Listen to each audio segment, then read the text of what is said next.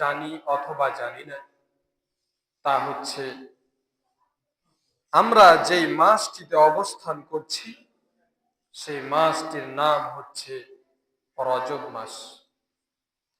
রজব মাসের আজ কয়েক তারিখ চলে গেল। রজব মাস এটা সম্ভ্রান্ত মাস, অর্থাৎ রজব শব্দের অর্থই হলো সম্ভ্রান্ত, মর্যাদাপূর্ণ একটি মাস। এই মাসটি অনেক সম্মানিত, অনেক দামি। তার কারণ আমরা মানুষেরা কেউ এই মাসটিকে সম্মানিত করি নাই, বা কোনো বিখ্যাত ভালো আলেম এই মাসটিকে সম্মানিত করেছেন তাও নয়, বড় কোনো নেতা বা কোনো বড় কেউ ব্যক্তিত্ব এই মাসটিকে সম্মানিত করেছেন তাও নয়। এই মাসটিকে যিনি সম্মানিত করেছেন তিনি হচ্ছেন আল্লাহ। তিনি স্বয়ং নিজেই এই মাসটিকে সম্মানিত করেছেন। আল্লাহ সুবহানাহু ওয়া তাআলা সূরা তাওবার 36 নম্বর আয়াতের ভিতরে বলেন, ইন্না ইদ্দাতাশ শুহুরি ইনদাল্লাহ ইসনা আশারা শাহরান ফি কিতাবিল্লাহ ইয়াওমা খালাকাস সামাওয়াতি ওয়াল আরদ মিনহা আরবাআতুন হুরুম।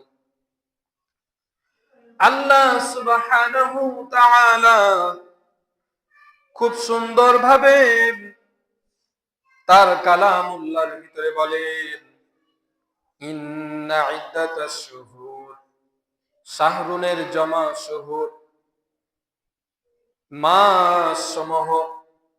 আল্লাহ তাআলা বলছেন নিশ্চয় মাস সমূহের গণনা, নিশ্চয় মাস সমূহের গণনা ইনদাল্লাহ, আল্লাহ তাআলার কাছে, আল্লাহ তাআলার নিকট, ইসনা আশারা শাহরা, 12টি মাস। এই 12টি মাসের গণনা সূচনা কার কাছে? আল্লাহ তাআলার কাছে। ফি কিতাবিল্লাহ, তার কিতাবের ভিতরে, অর্থাৎ লাউহে মাহফুজে সংরক্ষিত আছে, তার কালামুল্লাহর ভিতরে সংরক্ষিত আছে। কোন দিন থেকে 12টি মাসের গণনা সূচনা, কোন দিন থেকে আল্লাহ তাআলার কাছে কিতাবুল্লাহর ভিতরে আছে? আল্লাহ তাআলা বলছেন, ইয়াউমা খালাকাস সামাওয়াতি ওয়াল আরদ, যেদিন আসমান এবং জমিন সৃষ্টি করা হয় সেদিন থেকেই এই মাসের গণনা আছে। এই আয়াত থেকে বুঝতে পারলাম আরবি হিজরি চন্দ্র মাসের বা চন্দ্র বর্ষের যে মাসের গণনা, আরবি মাসের যে গণনা, আরবিতে যে 12টি মাস আছে এই মাসের গণনা কখন থেকে?